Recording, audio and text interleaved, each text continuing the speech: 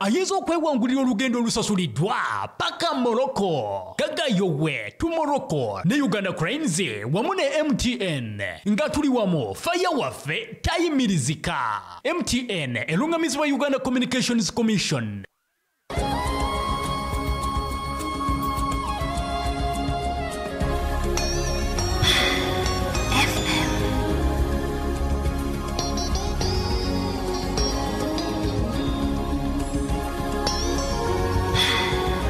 Okay. Ali ku Pale FM, ali ku kula y'omuntu wa bulijjo. Ndoza tukyali fenna, tukyatambula mpola. Tukyali mu Middle East. Middle East afuuse Middle East. Lero njagala tumuzingezinge. Middle East. Abasajja ba Hamas ne bavuddemu eddoboozi. Abasajja ba Hamas bategeza bagamba enough is enough. Babayita bonna bagamba mujje mwenna abaliwo nga tukkaanya endagaano zino ekimala we tugenda awo ne bannaffe bategeeza nti abalonzi b'e Wakiso tebababuzaabuza mulonde inginiya Ian Kyeyune kuba ssentebe bwa disitulikiti y'e Wakiso. Kyeyune yekka yasobola okumanya n'okuteekateeka ekibuga Wakiso ne disitulikiti yonna awatali kyekubiira mu ndowooza ne mu byobufuzi. Tofiirwa akalulu ko nga okawa omukiisa atakugasa. Londa inginiya Ian Kyeyune ku lw'enkulaakulana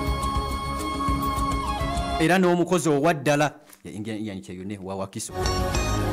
Aba Uganda Halal Bureau, ekitongole kya Uganda Halal Bureau nga kyekivunaanyizibwa ku kwekenneenya n'okukakasa omutindo w'ebintu nga bateekako halali. Bagamba togeza n'ogula ekintu nga tekuli oba kyakulya ekipaakinge oba kyakunywa ekipaakinge nga tekuli kabonero ka halali.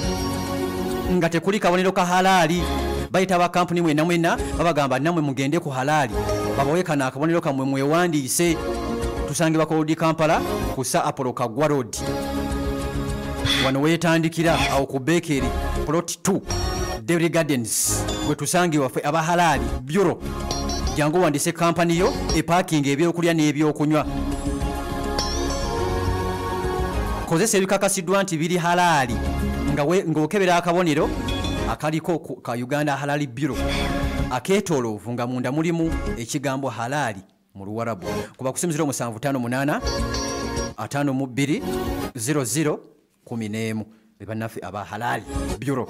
Obadde okimanyi nti okufuuyisa buli kiseera mu basajja kisobola okubanga prostate yagaziwa, okulumizibwa omugongo n'okunafuwa mu maanyi g'ekisenge n'obubonero obulaga nti prostate cancer asembedde. Liri n'eddagala libakuleetedde ligenda okulaba nti munange likuzza obujja ku myaka nga olina emyaka 7 naye obenga wa myaka 18 oddewo ddala ng'omusajja ow'embavu. Nawe yeezanyiikirizaako oba kibayita masturbation, toddamu kulaba nti munnange okaaba. Toddamu kunywa ebidumula by'eddagala. Dr. Janat yakuguka mu nsonga zino ez'abaami abakozesa abaagaziwa prostate abeenyoma mu nsonga ziri ez'ekisenge abaanafuwa obutafaali. Dr. Janat agamba nti jangu akujjanjabe. Eddagala lya habo alina eddagala lya habo okuva mu mawanga ag'enjawulo. Gwe omusajja toddamu kukaaba, toddamu kwekwatirira. Atagamba nti lino likolerawo mu mbeera yonna. Kola appointment ne Dr. Janat, gikola appointment ye oba omusange wano ku Toban Center Kampala Road opposite ne DFCU Bank. Kuba kusimuzira 707 21 nkaaga 11 0707 21 61 11. Dr. Janat akulindiridde. Bano bagamba nti eggonero ly'omugongo, abajjanjabi b'omugongo we bano bazze. Abantu mwenna mutegeezebwa nti tuleese enzijanjaba empya ey'omugongo eri ku mulembe ddala.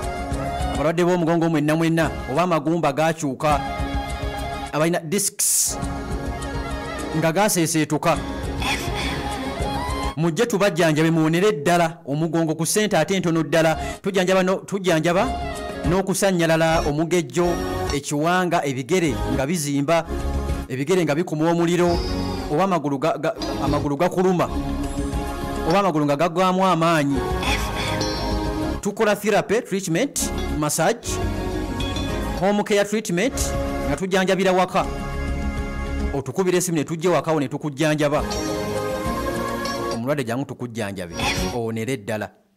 Tusangibwa Kawempe wano ku 5 mu maaso ga katale ku kizimbe kya Kawempe Shopping Arcade kuba ku simu 0751 19 33 00 oba 0764 51 58 35.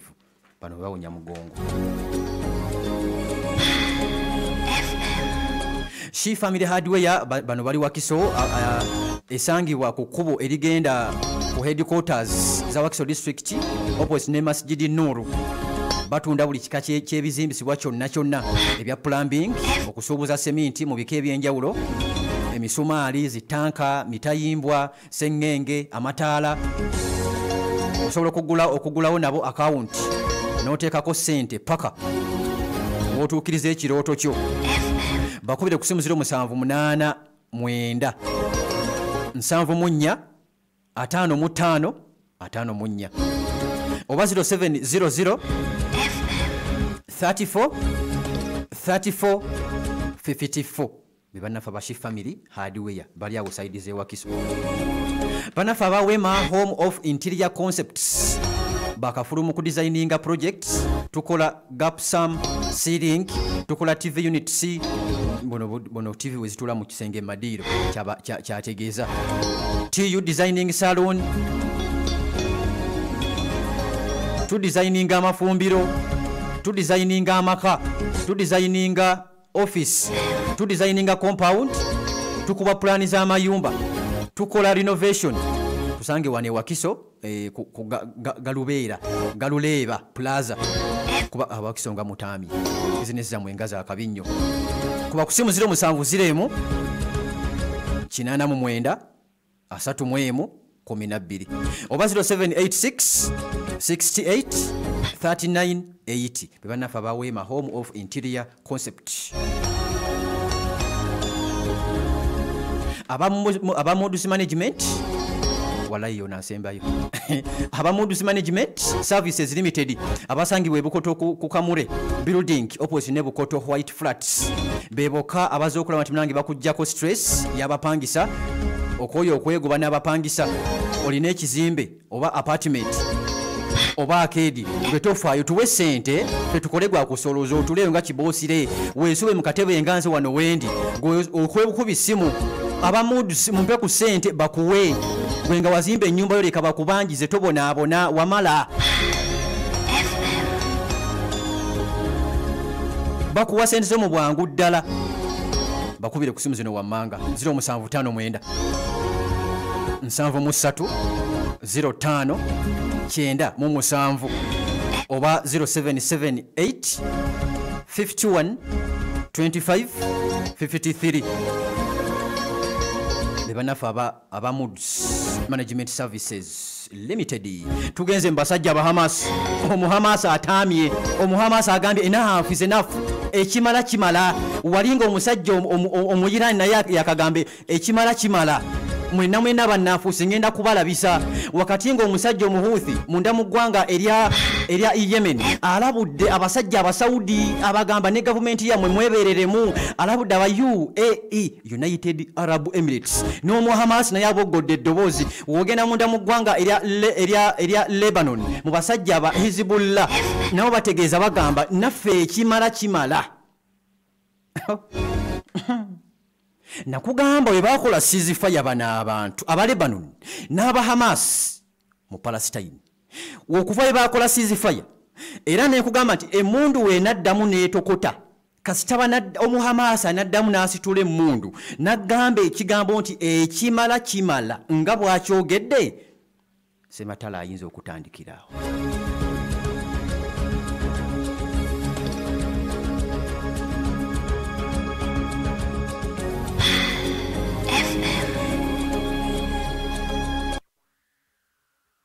Pale FM aliko kula y'omuntu wa bulijjo mu mbeera yonna.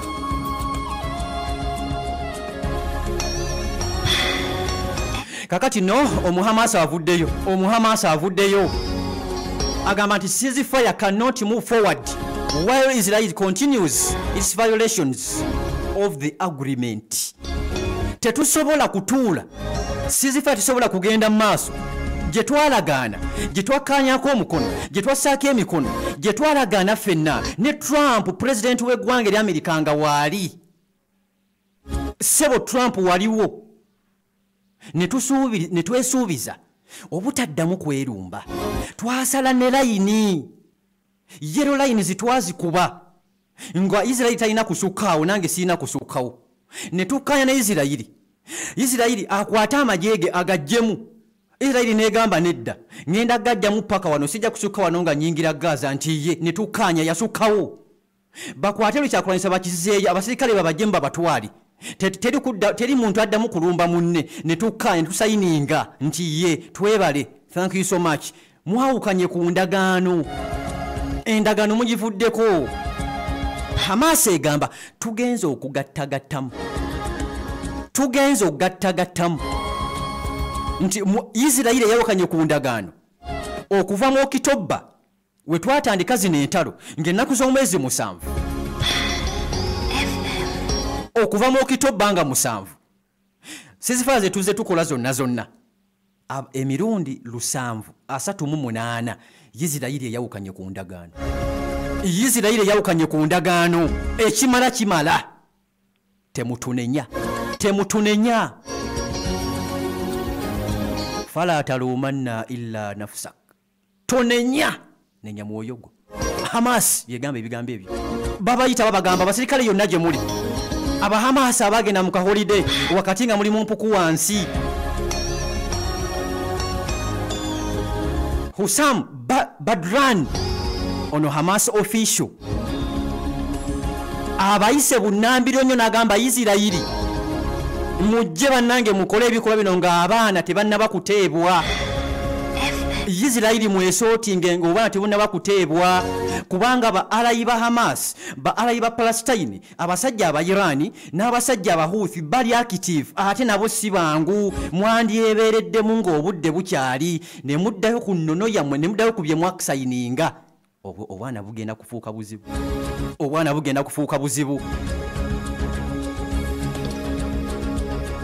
bugenda kufuuka bwa tabu mu mbeera yonna aba Hamas bagamba mujje bannanga abaali beekweka ababadde mu kaholiday muveeyo mujje abali ewaka muveeyo abalwanyi ba Israel ba Palestine mujje Palestine mwena mujje ceasefire ekimala nakugamba kino tetukyesabira kino tokisaba gwe tiimu Irani gwe tiimu Israel gwe tiimu Hamas togeza n'osaba kino abasajja kye bayise ekigambo enough is enough ekigambo ekimala abasajja bagambye bakyogedde bakyatudde Irani evuddeyo eyogedde ebalabudde bagambye temugeza ne mwawukana ku ndagaano temugeza ne muva ku ndagaano abasajja endagaano bagivaako dda Abayisirayiri Lebanon naye wanise bendera mu bbanga n'amasasi amamundu bagamba enough is enough abange ke kaseera ak'okugyawo abannanfuusi mu Middle East ke kaseera ak'okugyawo abannanfuusi mu Middle East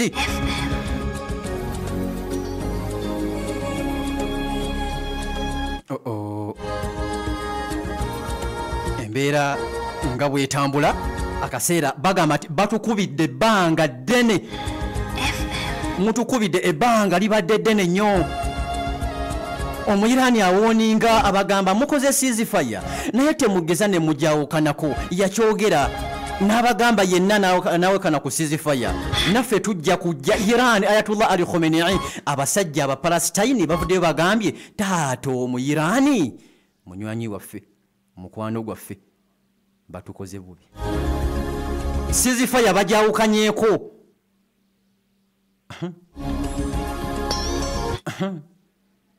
wakati nga Turkey batandiso enkolagana ey'omuggundu ogiraba n'omusajja Omuyirani olaba ekibalo gye kiraga Turkey Irani eno gye bawalana nayo Turkey batandise okulaba nti bagiwalana mu mbeera yonna bagiwalana babagamba nedda naawe obadde mu nnanfuusi nakugamba abasajja bagenze okukizuula abasajja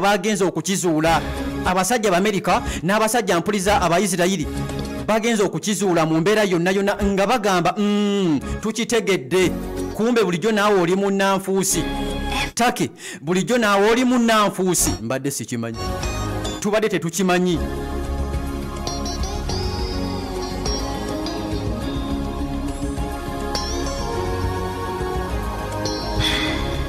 Iran Turkey bugenze okukya nga be bakwata ensimbi ne baziwa omusajja Omupalestine abasajja bakitegedde nga bagamba na Turkey naawe mwoli bagenze okukizuula nga Turkey banange iringe yasala deddiiro bwe bakutuma amawanga ag'amaanyi Middle East oleeta wa Muhammad Saleh eno mu Misiri w'omuleeta n'oleeta omutake kubaliko sayidi iringa nga Middle East n'oleeta omusajja omuyirani leeta Isirayiri kwaga amawanga gonna ampuliza ali ku Paul FM agali awo mu mbeera yonna abasajja bagamba ekimala abange ke kaseera omuwalabu yeegatte ke kaseera obuwalabu bubeere wamu bufuuke kitole bugambe ekimala omusajja tukukooye mu Middle East ke kaseera k'ekigambo ennaafu ize ennaafu kive amakulu gaakyo gaveeyo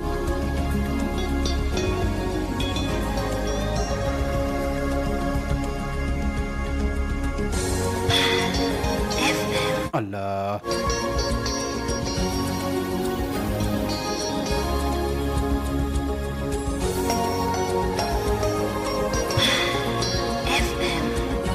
ampuliriza ali ku Paul FM ali ku kkola ly'omuntu wa bulijjo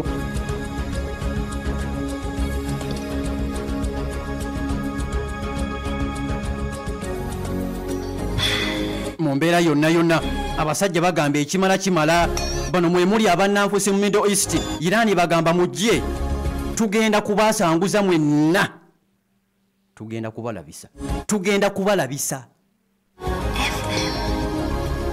tugenda kubalabisa kasasa tuli fena tugenda kubalabisa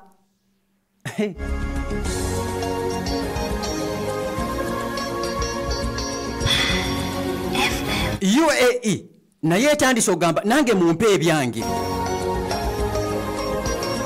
Saudi erina nabo beeyagala ebyayo Iran bulijjo bagamba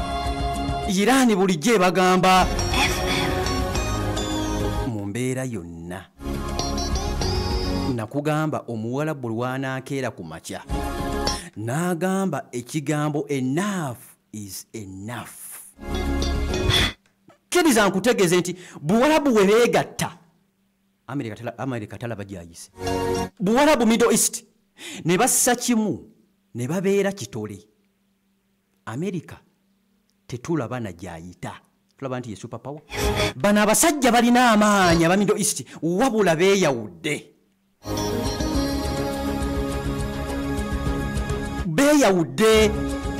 ojjukira Nasrallah nga tanaba kulaba ng'afa yali saba Hizbullah yasikirwa Naim Qasim Ashekh Nasrallah yabagamba bannange twegatte buwalabu Middle East twegatte tusse kimu ono omusajja asobola okugenda ono omusajja asobola okuvaawo Isirayiri asobola okugenda nga twegasse Iran bagamba bamuganye nze nsobola okumukuba nzekka Ayatullah kyekimukubya the statement he made yagamba nze oba muganye nze nsobola okumukuba nzekka nze Iran naye Mukasimu ng'ayogera enkya n'eggulu Nasrallah ng'abagamba twebeereremu bannange twegatte Misiri Saudi Arabia UAE aba Oman mwena muveeyo mujje Jordan mujje Iran twegatte aba Lebanon Palestine abasajja bonna aba Houthi munda mu ggwanga era Yemen mujje twegatte tusobola okubona omusajja n'avaawo wabula we tweyawula agenda kutukuba era ajja kulaba nti munnanga atusobola mu mbeera yonna abasajja ne bagaana nga babiwulira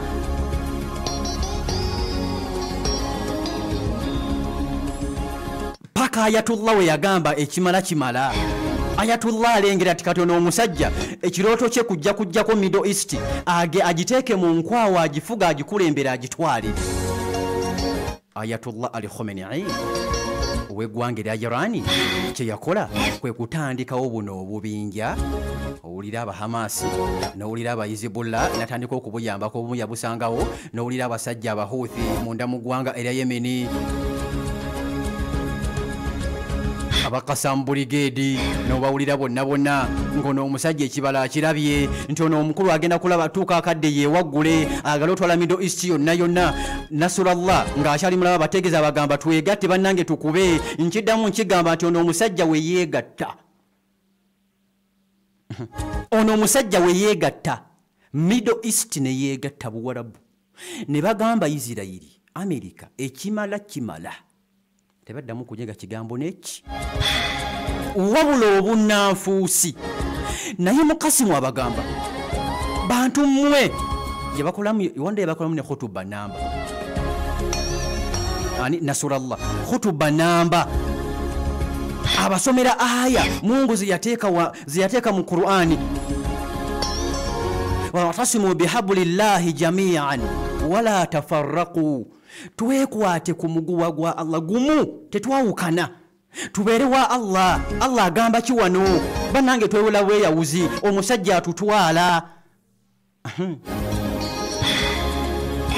Ayatullah batuula meeting abahuthi wakati nga tusudde nti babawa ebyokulwanyisa omusajja omuhuthi babagambye nti n'abasajja abahamasi babagambye nti mugende mwenunule ke kaseera k'okwenunula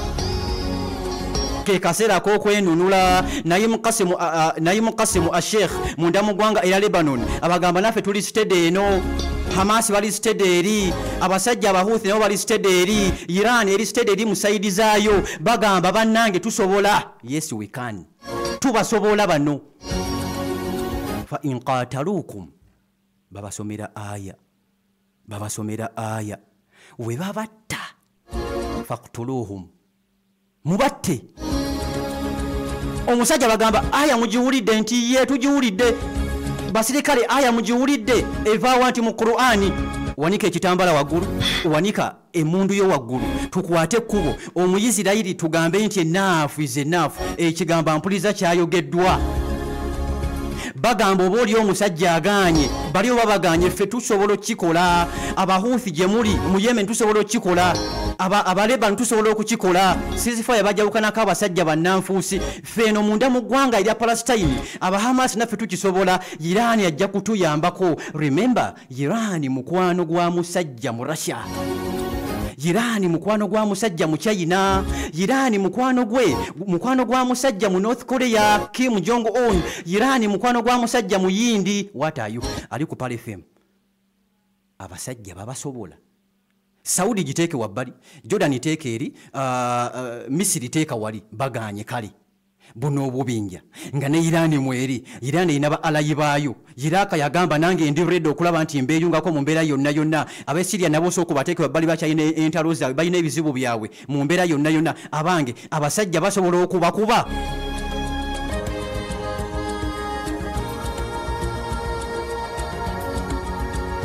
abasajja basobola okubakuba mu mbeera yonna kakubeere mu nkomawo La ilaha illallah. Omuntu yenna yandiyagadde okuweerera omwana we mu ssomero eddungi era lyeyagaza naye liriwa